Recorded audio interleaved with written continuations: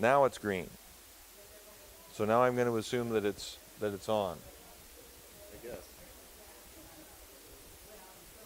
Yep, we'll go with that now. We'll start working back there again. Okay. Well, we'll assume.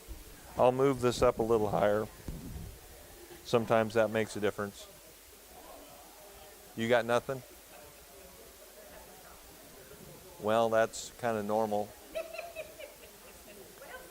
So I can have problems too, and they can have problems.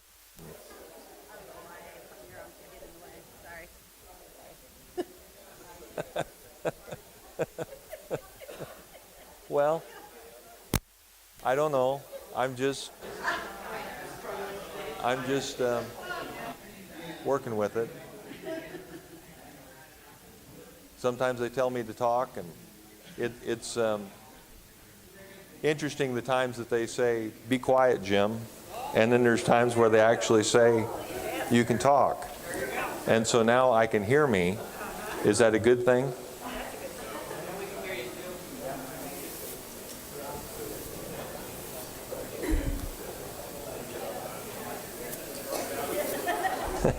Can you hear me now? Do you want to hear me now? That's the real question. There's people over there.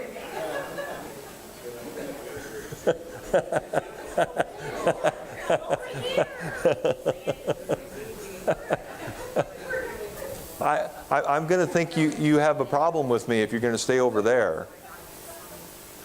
And I'll talk about you.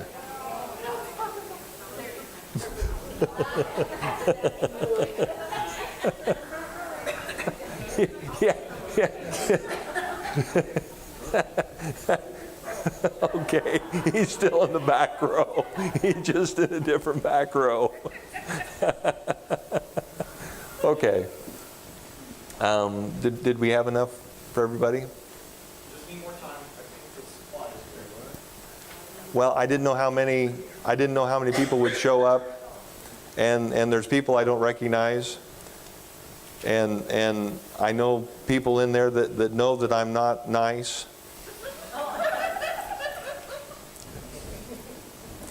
And so we'll work with it. There's still a person over there.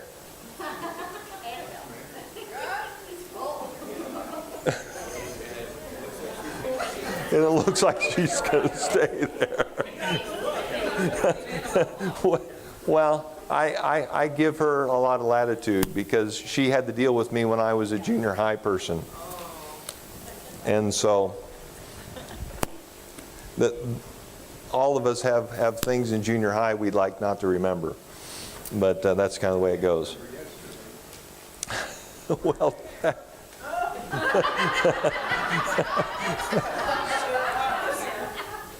that's why I'm going to let you stay over there. But anyway. Well, for those of you who don't know me, today I'm Rabbi Jim. And from time to time I have to remind all of us that there was things that happened before the New Testament.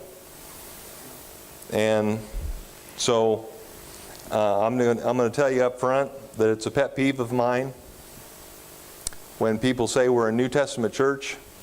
Don't talk to me about the Old Testament, because the Old Testament is where the roots of the New Testament come from. And so that's kind of partially of what we're working with today. As kind of a sidelight, what I'm going to tell you today is really nothing new. I've been doing communion meditations on these things for 20 years. Now, there's only a few of you who knew that, and I'm going to assume that you don't remember everything I said in those communion meditations for over 20 years. Right, Max? Yeah. Okay. Good answer. So this was something actually my wife wanted me to put together for another event, and so I just thought I'd share it with you today. as a way to put things together. And so we'll just kind of start off here.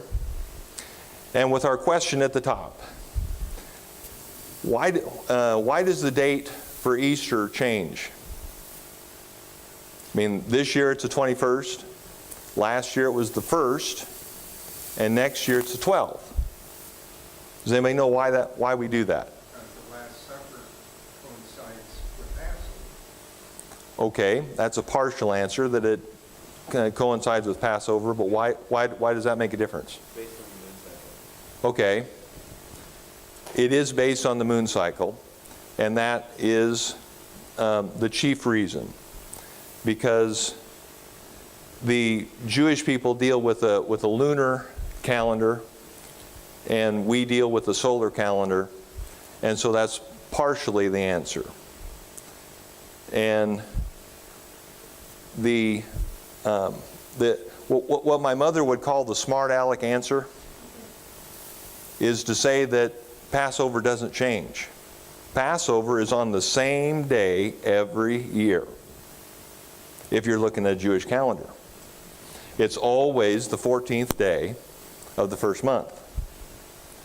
Now, just because that doesn't always match up with our calendar is the issue. Because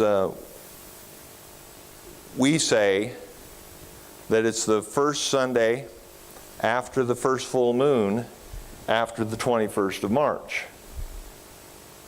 Okay, that's fine. But then you have to think about all those things.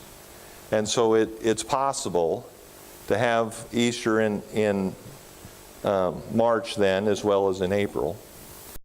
And so you kind of think about the lunar month being 28 days. Here we are on the 21st as compared to the 21st of March. It's about as late now. Today is about as late as it can get. And March would be about as early as it can get. Now, just as a point of interest, the last time we had Easter in March, Passover was in April. And I said, there's something wrong with this picture. There ought to be an exception. We do this rule unless it doesn't match up with Passover. But no one ever listened to me.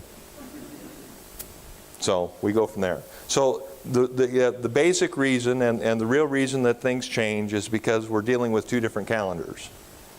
And the Jews do a lunar calendar, and we're doing a solar calendar. And so that's why we always have to ask the question, when is Easter? But we go from there. Now the next thing on your paper there, I don't know, it just makes me smile every time I think about this.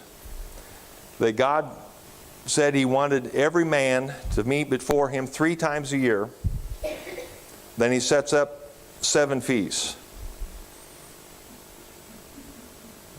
Okay, some of you are chuckling.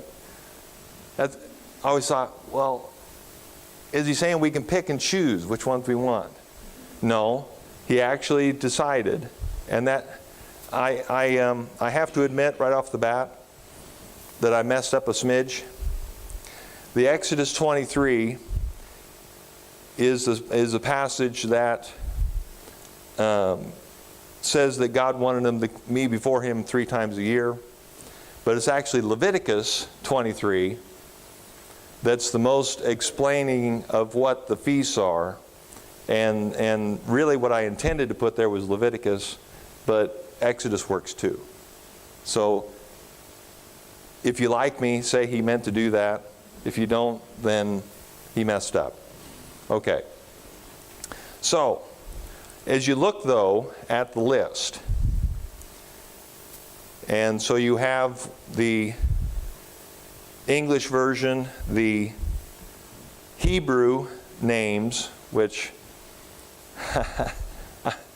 I'm not going to try to pronounce these correctly. I mean, I could try to pronounce them, but they won't be correct. Let me put it that way. But look at the end is the month and the day. So you see Passover is on the 14th of Nisan, but unleavened bread starts on the 15th to the 22nd, and first fruits is on the 16th. So you got basically 8 days there. And so that's part of the reason that you can come to the Feast of Unleavened Bread and get 3 feasts in one. So then Pentecost then is on a different month, but then you look at the last 3, and they're spread out a little bit, but they're all in the same month as well. So that's the reason that they can have 7 feasts, and God wanted them to meet before Him 3 times, is because the spring feasts are grouped and the fall feasts are grouped, and you got Pentecost in the middle. And so it works. And so what God said in Exodus 23 is that He wanted them to come for unleavened bread. He doesn't mention Passover and first fruits, but if you're here for unleavened bread, you just as well be here for the rest of it. And similarly, He wants them to come for tabernacles, and that would be enough of a difference. They may or may not come for the others, but if you're here for tabernacles, you just will be here for the rest of it. And so we go from there. So what I want to do is just kind of roughly run through each of the feasts and what their intention is, and then we can kind of put some things together and work with it. Any questions so far? Okay. As I said, last year we did the Passover Seder. A number of you were here with us, and over the years we've done it. Passover is called the Feast of Salvation for the Jews, and the Passover Seder is a big part of that. God wanted them to remember that they were slaves at one time, and how He brought them out of slavery. And so the Passover Seder is a specific way that He wanted them to remember the events of the Exodus.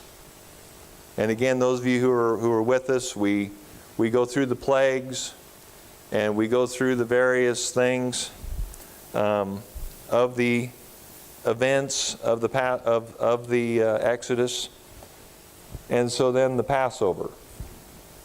And normally, again, for those of you who don't know, normally I'm teaching 5th and 6th graders, and it amazes me from time to time how hard it is to get the kids to know what Passover means.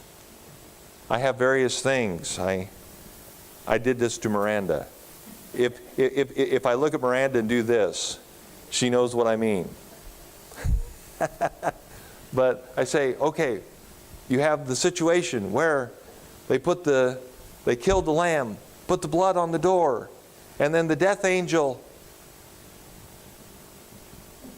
and they look at you like you're crazy.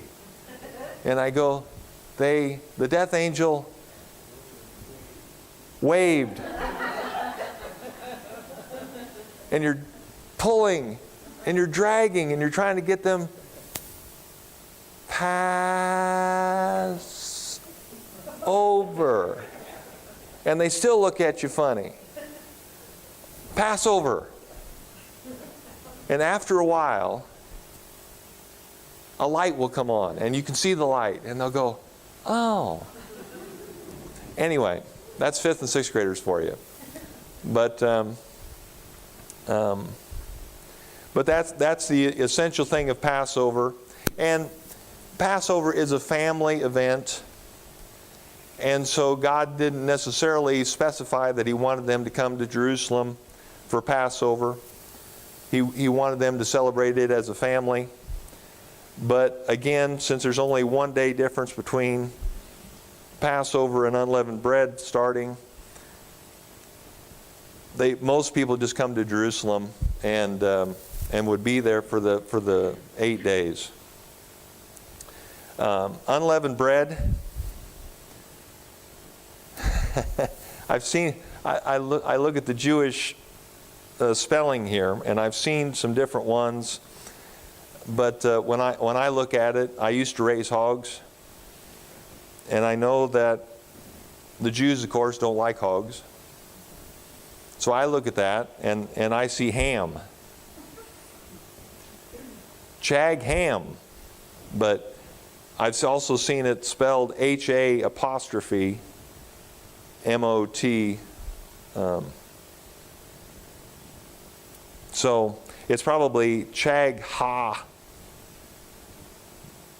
And then you got to spit right to do the rest of it. And I don't spit well enough to do it right. But the unleavened bread then is for a period of time, is for the week. And again, those of you who are with us for the Passover, the matzah is thin and basically kind of like a cracker. And for a day or two, it's okay to eat that. But after a while, you'd think 7 days of this. But that's part of it. But the reason is that the leaven is a symbol of sin. And so if you're eating unleavened bread, you're eating sinless bread. And over a period of the week, then, that would be eating sinless bread for a week. That works in the idea, the symbolism is there as well, that you're walking truthfully and with God because you're doing that. Symbolizing, I guess I said, a holy walk with the Lord. So, Passover the 14th, then you go to first unleavened bread for the week. But then on the Sunday, after the Sabbath, again, unleavened bread is on the Sabbath, and they do special things on the Sabbath every week. So even though this is a special feast, they're still doing all of the Sabbath things plus the unleavened bread. So it's a special Sabbath. And I think it's John in his account, or no. Well, I'll look it up later if you want to know. But one of the Gospels says it was a special Sabbath. Well, it was a special Sabbath because we're doing all of our normal Sabbath stuff, but we're also going to be doing the unleavened bread stuff. So that's why it was special. I had a question about that, and they were, in my opinion, thinking incorrectly about how to interpret that. But it was special simply because of the feast itself. But then on the Sunday is the Feast of First Fruits. Now, this is one that we don't mention too often. But the farmers would actually plant their crops, their barley, with the idea that it would be ready to harvest at the time of the Feast of First Fruits. And what God wanted them to do was to bring the first of the crop, a sheaf, and wave it before the Lord. That's your wave. Well, okay, we wave one way, pass over, wave back. Okay, something like that. I'll work on that for the next time. And so this typically marks the beginning of the barley harvest. And so what's significant about this, and we'll get to it, why I want to point this out later, is that bringing the first is important all the way through the Bible. The Battle of Jericho was the situation of doing things first to God and then to yourself. And the tithing situation, you were to tithe first and then have the rest for yourself.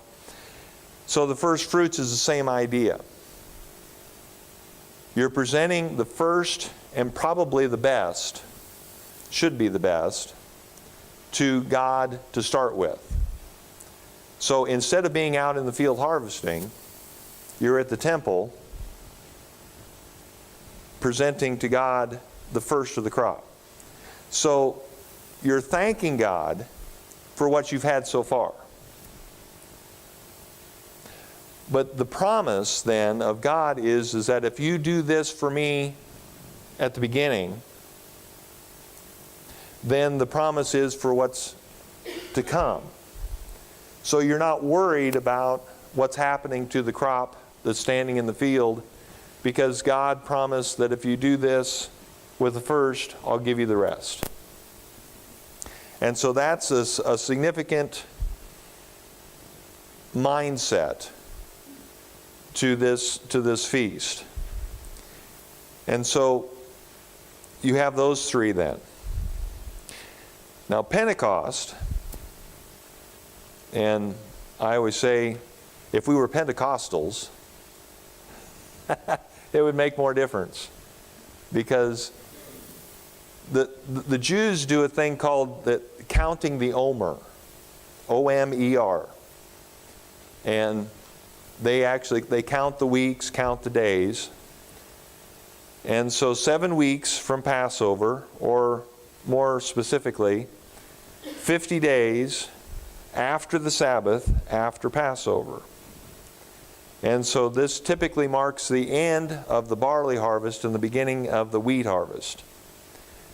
And there are a number of things that they do that day. There are some other sacrifices that they do, but the basic reason for the feast is to present offerings of new grain to the temple. And I said in my meditation here a few weeks back, it's significant that they were offerings. They weren't tithes, they weren't obligations, they were offerings, meaning that they could choose how much they could give, or how much they should give, how much they wanted to give. It was a matter of will. And so that was a significant thing that they do. One of the things that they also do is that they celebrate the giving of the Ten Commandments. Now, it's sort of interesting to contemplate and to think about it. If they were in Egypt and Passover is the 14th of the first month, and all it says in Exodus is that when they got to Mount Sinai, it was the third month. So, okay, you kind of think about the time lag and all that sort of stuff, and you're thinking, okay, 50 days from Passover, could that have been when God gave the Ten Commandments? It's possible. And so we let them have this one. We say, okay, we could argue one way, we could argue another, but we'll say, okay, you got this, we'll let you have it, that God gave the Ten Commandments on Pentecost. And we'll go from there. It says the book of Ruth is read. Now, let's think about that for a moment. Why read the book of Ruth?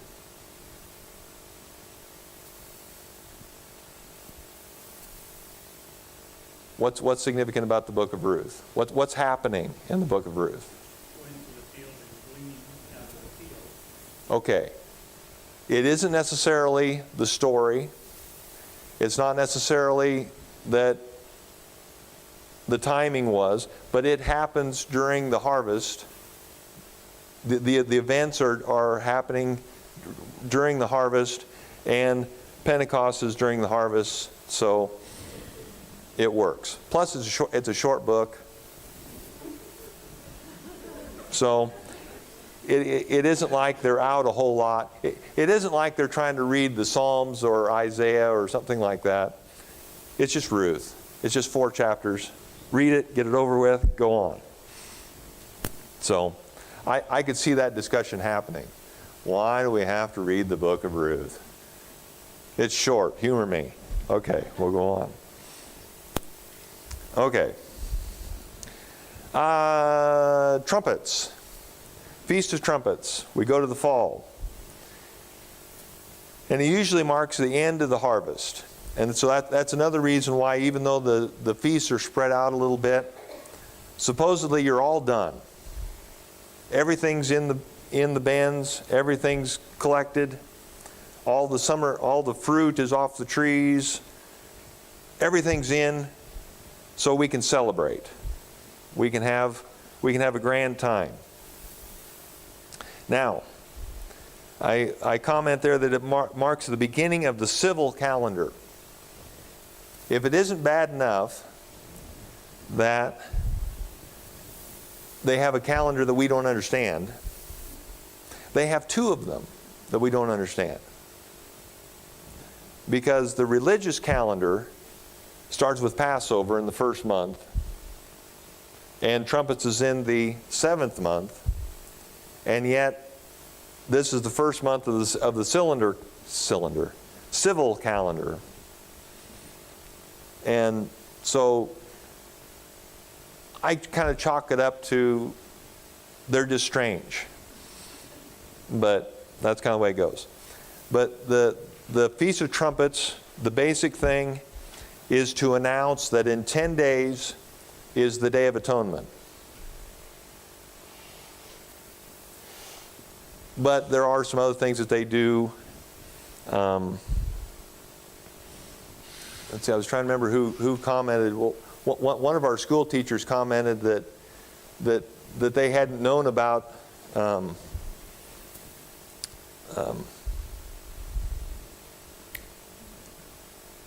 there it is, Rosh Hashanah. Because they had a student who wanted off for that day. And she was trying to figure out, why are they getting off for this day? And so I told them. And they said, oh, okay. So they accepted the slip because of what I said. Now, should she? I don't know. Anyway, we'll go on from there. But again, the important thing for us to think about is that it announced that in 10 days is the Day of Atonement. And so again, there's 10 days and there's 10 commandments. So they spend those 10 days reviewing the 10 commandments as well as on Pentecost. And so that kind of works from there. So now the Day of Atonement. We could spend an entire time on the Day of Atonement, actually. Tony had his sermon series on the book of Hebrews. And the book of Hebrews and the Day of Atonement, and actually the trumpets as well could be added in there, just really dovetail because of how that works with Jesus and all those sorts of things. But for the Jews, it was the one day in the year when the high priest could go in to the Holy of Holies. Now, I always wonder what he found in there most of the time. Maybe a mouse or something, who knows. But they could only go in there once a year, and only the high priest. And so he goes in with sacrifices for himself, for the priesthood, and then for the people. So he's going in and out those different times for the different things. The things, the altar and the lampstand and there's more than one altar. There's the incense altar and the main altar. All those things are cleansed during this time as well. And so that is an important thing to do. But it's also significant in that to think about that this is the day that God picked to forgive the sins of His people. And you got the two goats, the one that sacrificed for the sins, and the scapegoat, which is kind of interesting to think about the scapegoat. That is decorated and then sent away. And the visual picture is that your sins are leaving. And at some point, they decided that this wasn't working. And I could see it. If you send your sins away and then the goat decides to return home, that could be a bad situation. Your sins are returning to you. So over time, they got the idea to throw the thing off a cliff and kill it. So, yeah, poor goat. As opposed to the one that sacrificed and, yeah, anyway, okay, we'll put that one on the side. Okay, then tabernacles. And for those of you who like to camp, this is the camping feast. Because you're supposed to make your own booth, as they call it, or your own kind of camping structure. And then you're supposed to sleep in that during the time of the week, of each day of the week that you're celebrating. Now, I'm not a very good camper, so this would be a hardship for me, but some people think this would be a wonderful thing. We ought to do this sometime. You don't think so? But there's a great deal of symbolism, because there were some things that you were supposed to do. And one of the things is that the structure was supposed to have, well, it wasn't supposed to be airtight. There were supposed to be holes in the roof, and there were supposed to be holes in the sides. And the idea of holes in the sides is to allow the breeze to come through. So to remember that when the children of Israel were wandering in the wilderness for 40 years, that they were kind of exposed. They didn't have a walled city to protect them. And so it's airy. But also the hole in the roof is so that you could see the stars and look up to heaven and know that God was protecting the people. And so if I were going to put up a tent, I've been in a tent when it rained. I was thankful that the roof held because I didn't want to be out in the water. But yeah, I don't camp much, so that's kind of the way that goes. Okay, before I move on, any questions so far? I'm just doing so good.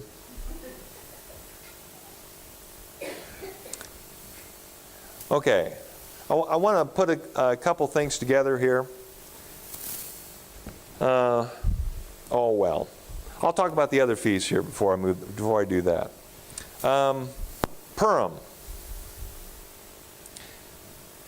isn't one of the feasts that God set up, but it's a biblical feast in that we can go look at the book of Esther and we can see where it came from.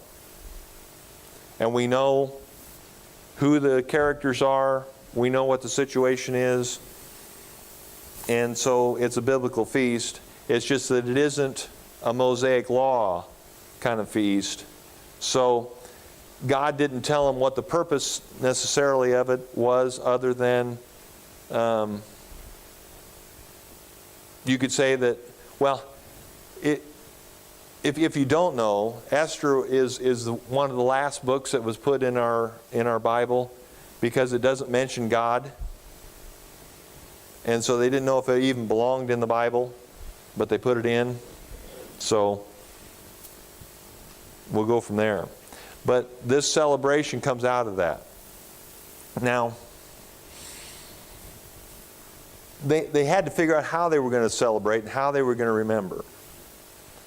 And the thing that kind of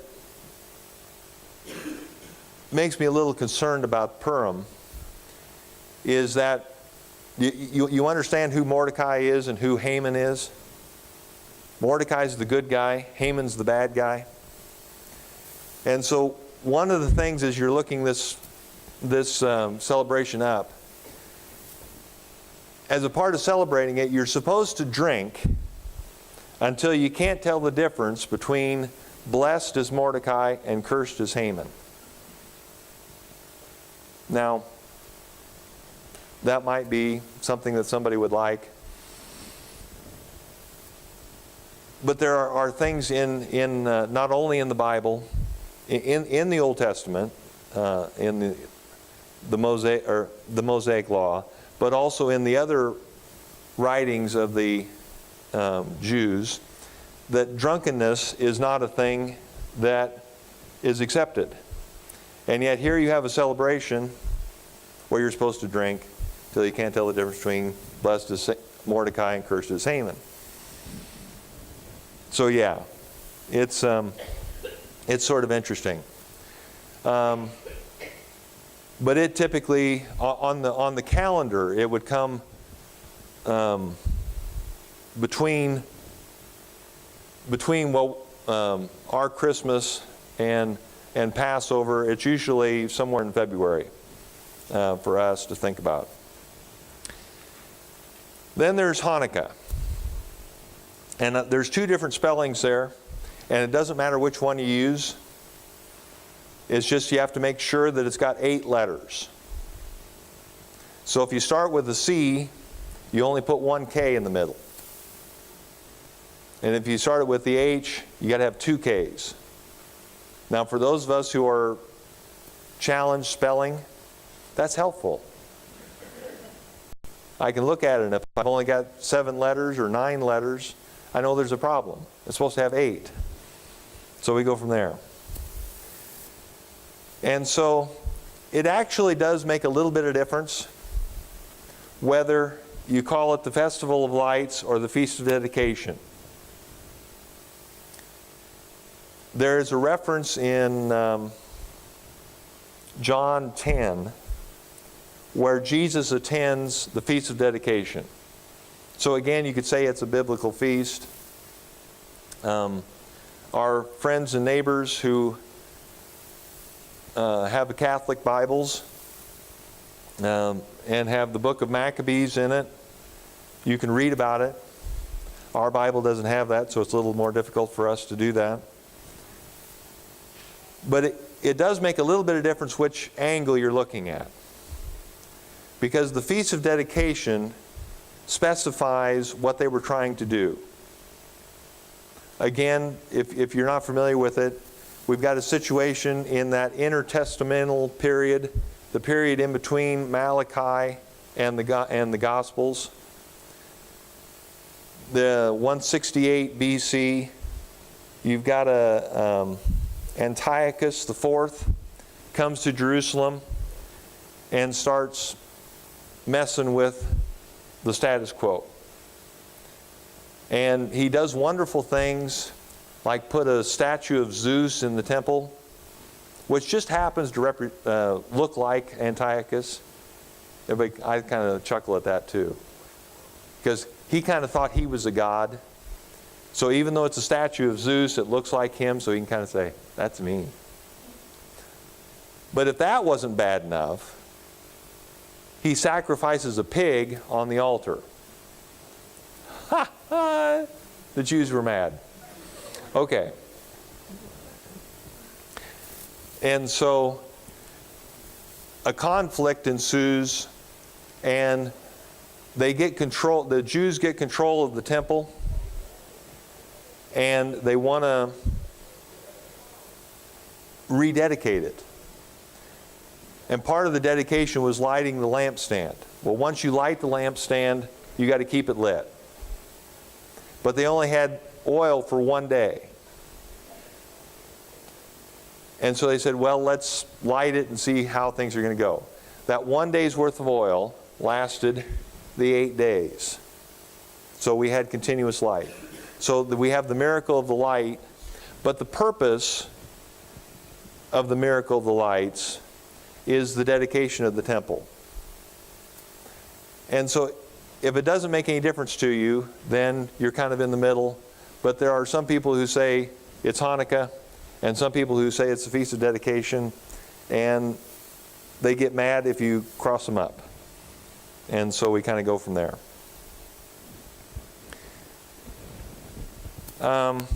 So let's put some things together here and kind of work with it.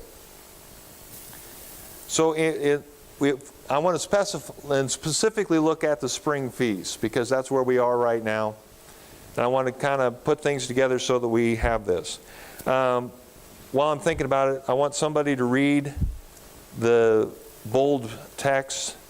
Somebody will look up 1 Corinthians 5, 6 through 8, John 6, and then the other passage as well in 1 Corinthians. So when we get there, if somebody be prepared to read, that would be nice. So we've got the spring feast, and what we have as in Passover is a story of a freedom from slavery. And that freedom is maintained by a holy walk with God. Now, that's important to realize, because as you go through the Old Testament history, you see that when they messed up and didn't do what the holy walk with God, in the book of Judges, they went back and forth between being conquered by another kingdom and then coming out of it. They go back and forth and back and forth. And eventually, they get sent back into slavery because they didn't do what God wanted them to do. So, we have freedom, but the way to maintain the freedom is to walk with God and do what God wants. And so then if we have the freedom and we walk and the holy walk with God, that leads to a good harvest and the promise of more to come. Okay? Again, that's an important thing we want to look at. So for us, as we kind of put these things together, we put the gospel story on top of these Jewish feasts. And we can say assuredly, again, those of you who have been with us in the Passover Seder, that Jesus is God's Passover lamb. He died on Passover to give us freedom from our slavery. In Exodus, it was freedom from slavery to the Egyptians, and in us, it's slavery from sin. And so the Jesus' blood, the Lamb of God, on the door of our lives allows the death angel to pass over us. And then the matzah physically is a picture of Jesus. And the hidden matzah, again, one of the things that we did in the Seder, is a picture of His death, His burial, and His resurrection. Someone able to read 1 Corinthians 5, 6 through 8? Anybody? The roasting is not good. Don't you know that a little yeast works through the whole batch of dough? Get rid of the old yeast that you make you a new batch without yeast as you put it out. For Christ, the Passover lamb, has been sacrificed. Therefore, let us keep the festival, not with the old yeast that now has some bitterness, but with bread without yeast, bread of sincerity and truth. Okay. So we've got talking yeast and celebrating the festival. It's an obvious reference to Passover and to the Seder. But again, he's saying, let's keep the feast because Christ has been sacrificed for us. So then we go to the Feast of Unleavened Bread. And it's kind of interesting that Jesus was born in Bethlehem. Bethlehem means house of bread or bread town. I like that idea. So in the Seder and in the prayers that they would do during the week of unleavened bread, they're saying, "Blessed are you, O Lord our God." I think I didn't put in King of the Universe. I usually put that in there. "Who gives us bread from the ground." Okay, you think about it. All right, we plant seeds. The crop grows, we harvest. Okay, He gives us bread from the ground. Jesus was in the ground, if you will, planted during the Feast of Unleavened Bread. So He dies on Friday. They get Him down off the cross before sunset, so before the Sabbath. Another one of those things is that they didn't wait till midnight for the next day. The next day is basically at sundown or 6 o'clock. They usually do. So they got Him off the cross before 6 o'clock, got Him in the grave. So he's in the grave. He died and is in the grave on Friday, but He's also in the grave on Saturday during the Feast of Unleavened Bread. And so He was planted. All right, somebody got John 6:32 to 36 and then 48 to 51.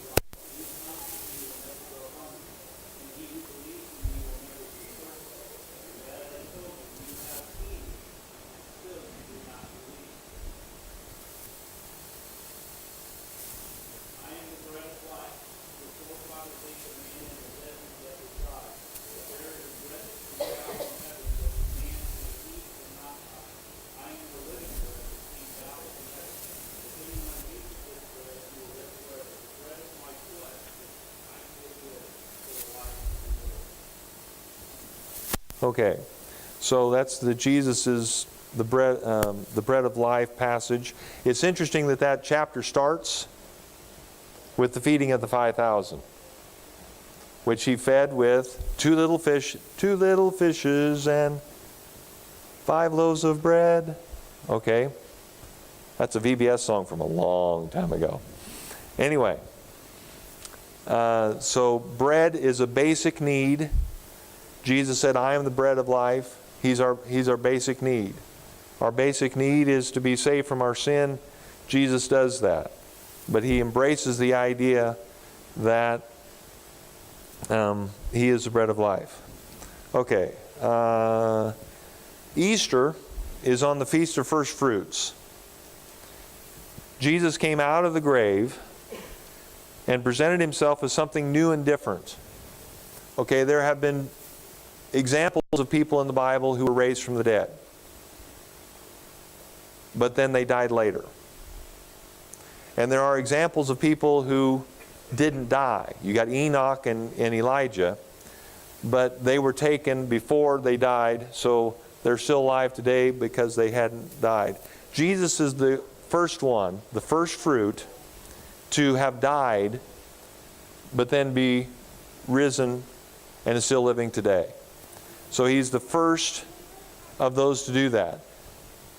And so that's what God gave us first. But what's important for us is the promise of more to come. When Jesus comes again, He'll take us to heaven, and that's the promise that we look forward to, as well as the promises of our life here and of bringing others into the church. So, somebody read 1 Corinthians 15, 20 through 24.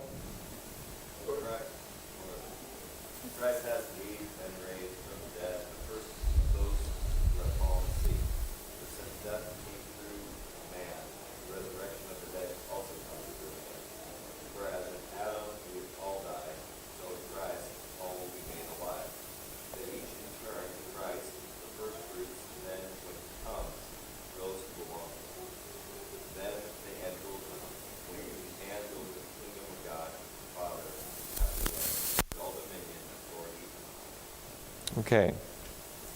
So again, that's an important thing to keep in mind, is what He has given us to this point and what He's promised to give us in the future. All right. Any other questions? Comments?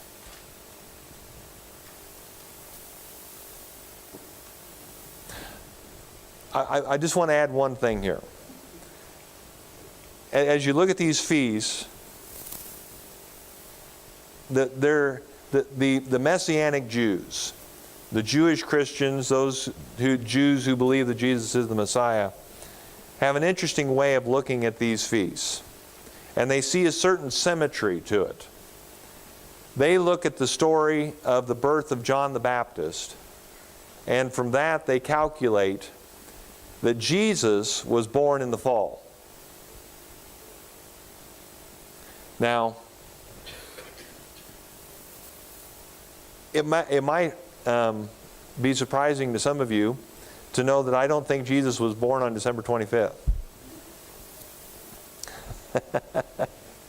That irritates some people, but I don't. And a lot of people think He was born in the spring. It's possible. The Bible usually tells us what we need to know, and it doesn't tell us specifically when Jesus was born, so we don't need to know that. But what the Jews look at is the symmetry. If Jesus was born in the fall, He died at Passover, the church was established on Pentecost, therefore Jesus is returning during the fall feasts. Now when you look these things up on the internet, the radio preachers and TV preachers have a heyday with this. And one group thinks that Jesus is coming on the Feast of on the trumpets, because we know when the trumpet of the Lord shall sound, the time shall be no more, and the morning breaks eternal, bright and fair. When the saved verse shall gather over on the other shore, and the roll is called up yonder, I'll be there. When the roll... Okay, anyway. Or it could be the Day of Atonement, because salvation comes. And some people think tabernacles because of Zechariah. It's just interesting to think about. But I'll leave that with you, and we'll go from there. All right. I have time for questions, and you have time to evacuate and say, get out of here before this madman says any more. All right. If you do have any questions, come up and talk to me. I'll answer those that I can. Thank you.